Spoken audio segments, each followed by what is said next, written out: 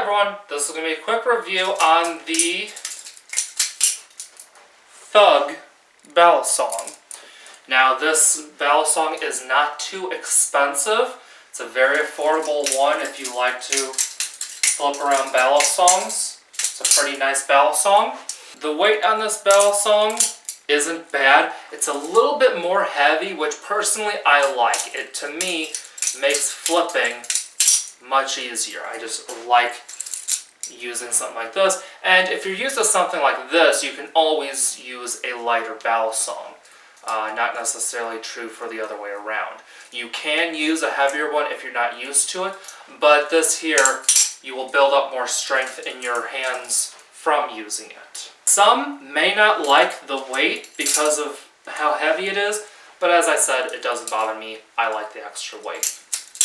Minus the serrations, I like the blade shape. This is a very nice blade shape. You have this part right here, which you could sharpen if you so wanted to.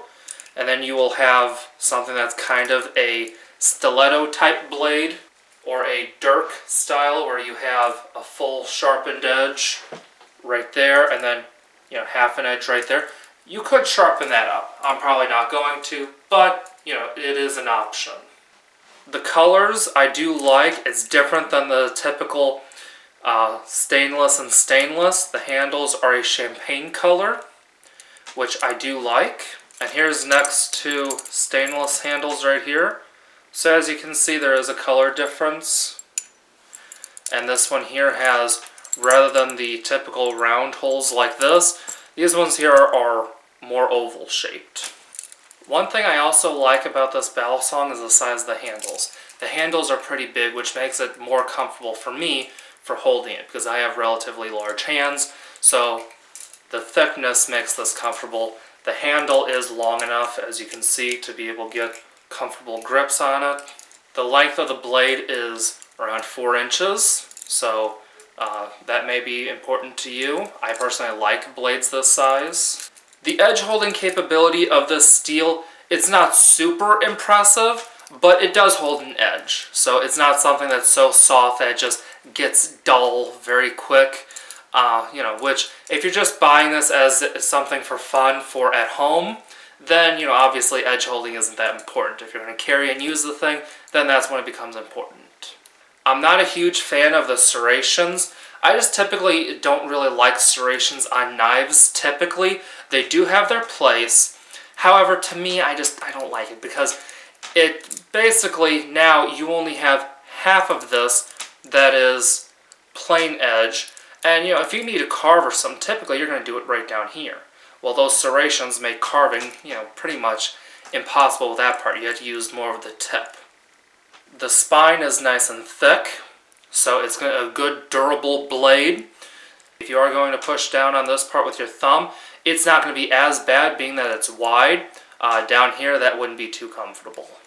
After a while, as you can see, the latch will get so loose that it basically isn't going to stay, as you can see. There is a trick you can do to fix this.